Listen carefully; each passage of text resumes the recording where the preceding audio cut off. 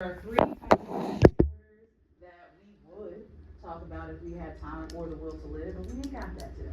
So what I need for y'all to know is that these are the three types of immune disorders. We have hypersensitivities. This is going to be things like allergies. This is what we are going to be focused on today.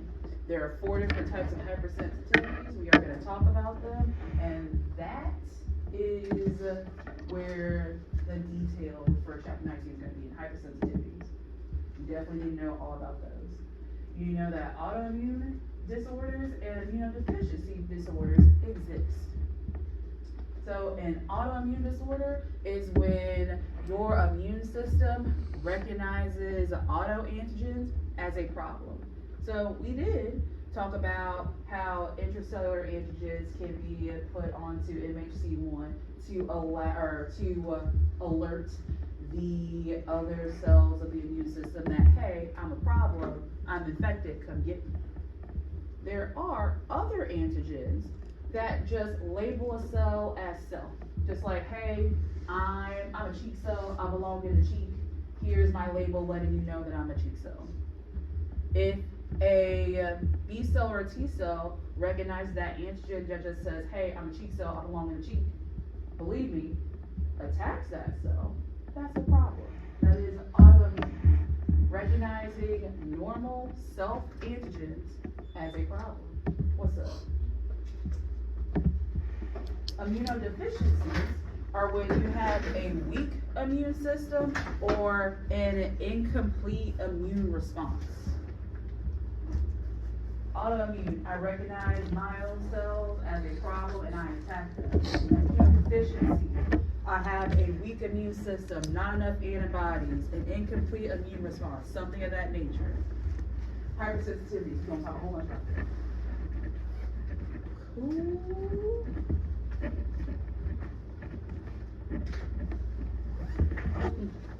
There are 4 different hypersensitivities that you are going to be responsible for.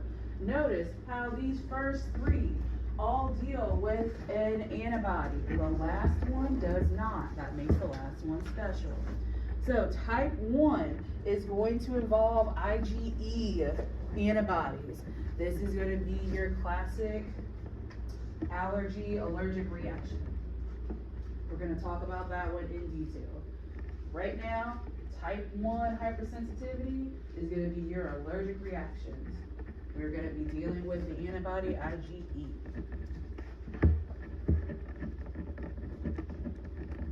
Type 2 is a cytotoxic reaction. We are going to be dealing with IgGs and IgMs. You are going to see this one with blood transfusions and also hemolytic disease. We'll talk more about that in a second.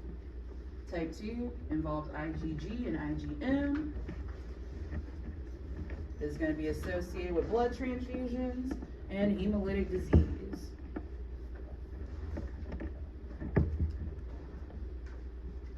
Type 3 is an immune complex reaction.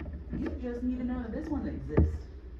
And it's also going to involve IgG and IgM.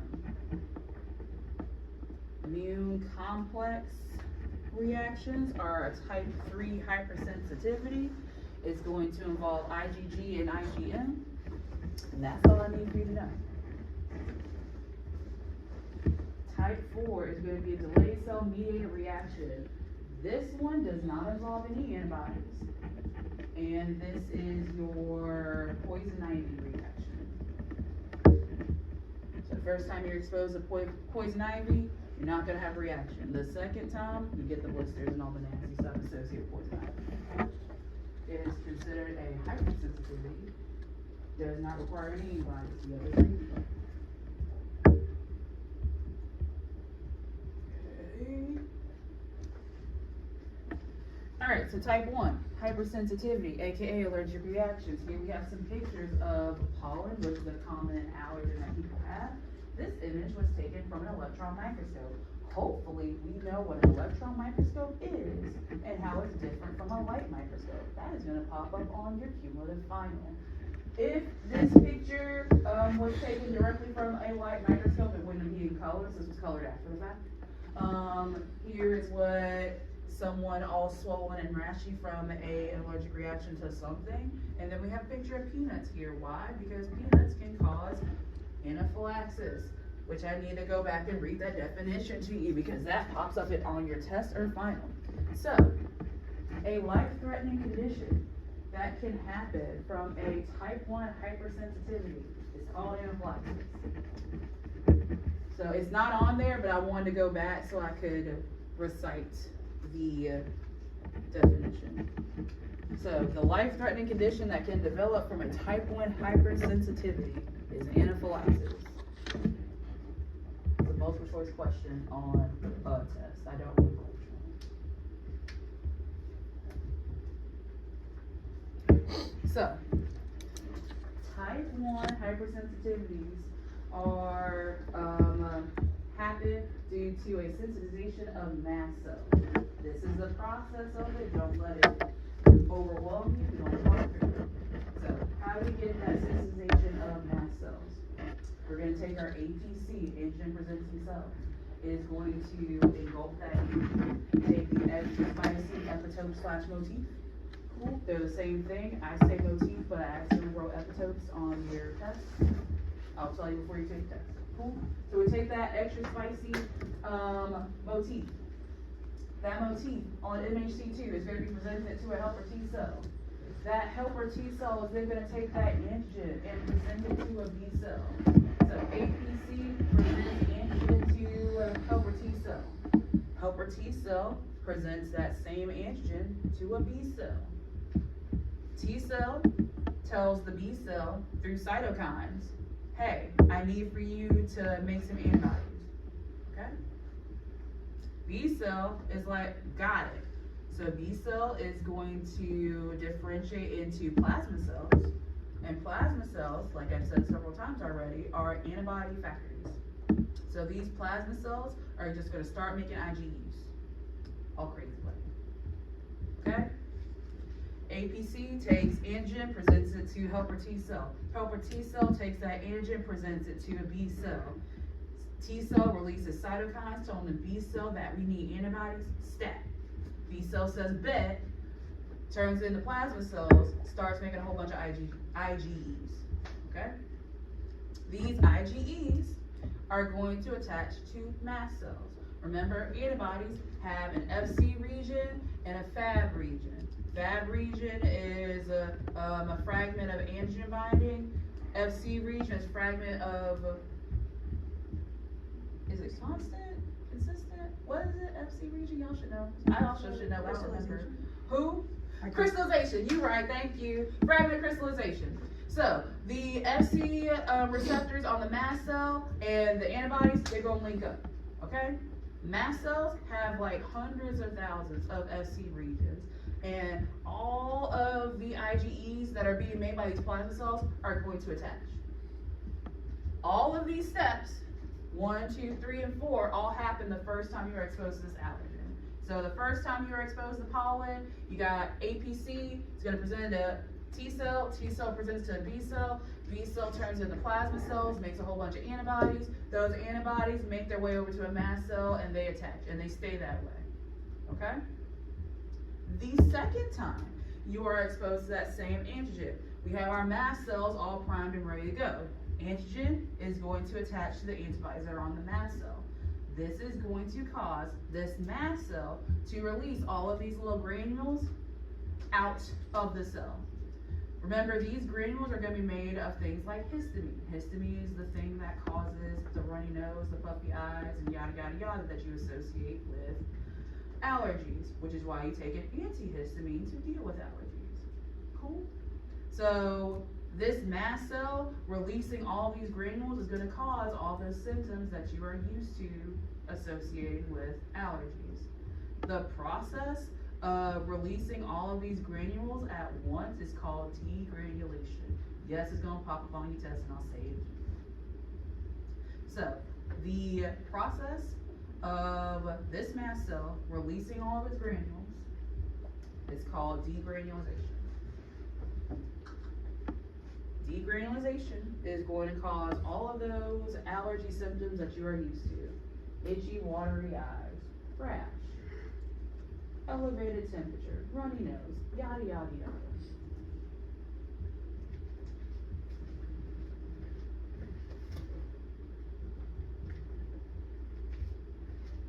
Cool.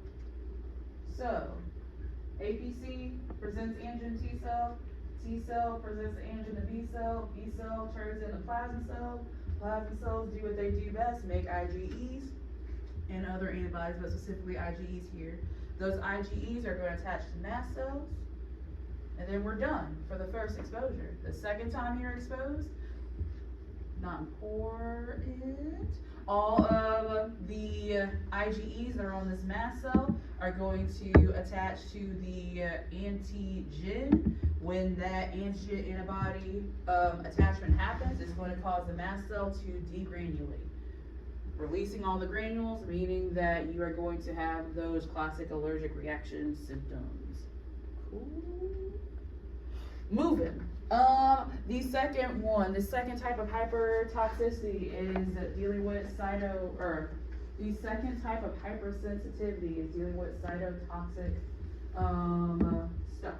Not important. Good gracious, my phone keeps going off. But before we talk about that, we gotta talk about blood typing. There are many different ways that you can blood type. But the ones that we care the most about are ABO and RH typing. So quick review of AB blood typing. If you have type A blood, you have A antigens on your blood cells.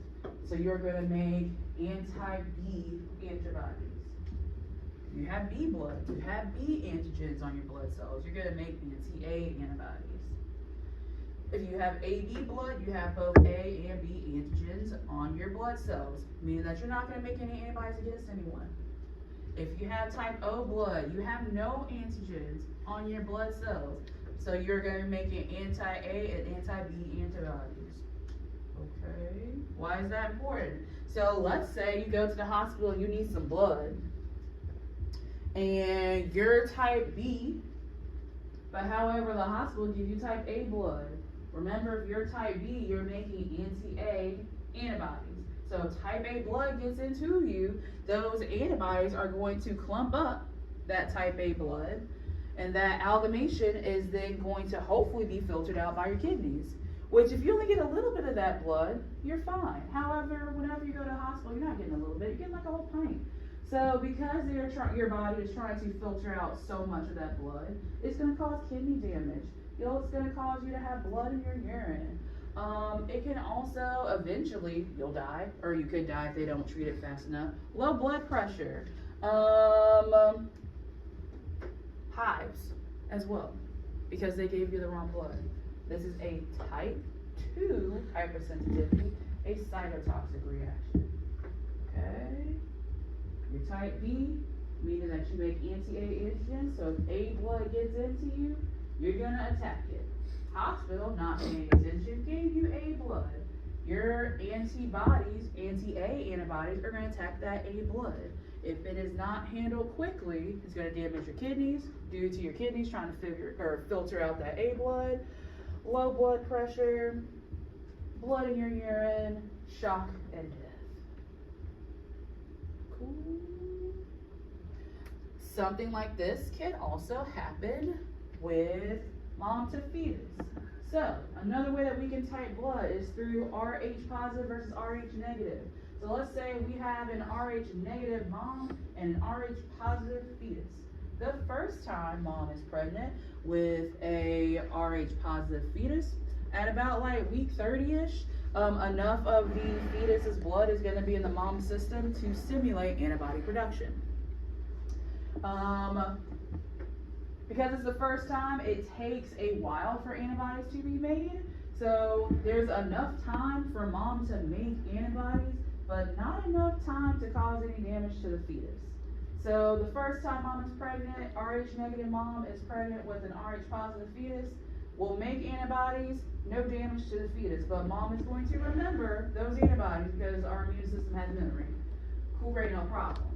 Second time mom gets pregnant and has a RH positive fetus, she has those antibodies from her first pregnancy. And remember, the second exposure is going to cause a quicker response. So if nothing is done, this mom's antibodies is going to attack the fetus, causing hemolytic disease. Bad news bears, not good. So how do we fix that problem? There is a shot that you can give women that attack those antibodies that she's made from her first pregnancy, so it doesn't attack the fetus. This was just another example of cytotoxic reaction. The blood type 1 pops up on test, but this one's interesting. Cool. Went backwards. Immunocomplex is a type 3 hypersensitivity. You need to know that it exists. That's it. Last one is type 4. This is the one that does not involve antibodies at all. Cool. Let me tell you how this one works. So we are talking about a poison ivy exposure. So what happens is that poison ivy is going to come in contact with your skin. The antigens, those heptins, are going to be taken into your skin. You're going to have an APC, in this case a dendritic cell, that is going to take those antigens, again present the most spicy ones on MHC2. It is going to present those spicy antigens to a T cell.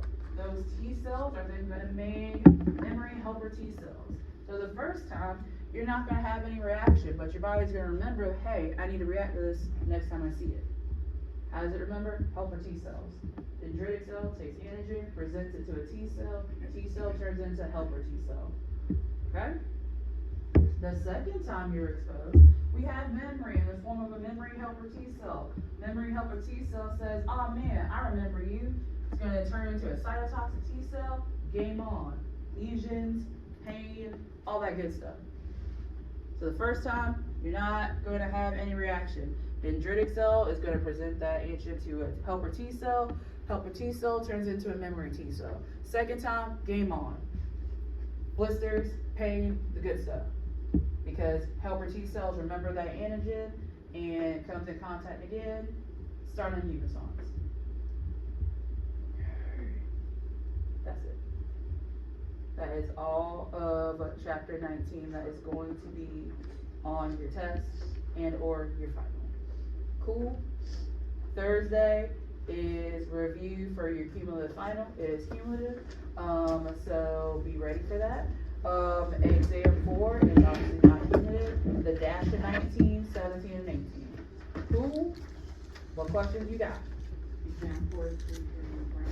Exam 4 is on Tuesday, and the final is on Thursday. I want to say the final is in this room, but I think it starts at 6:20. I don't remember. I'll post it in Blackboard. I also have it written down somewhere.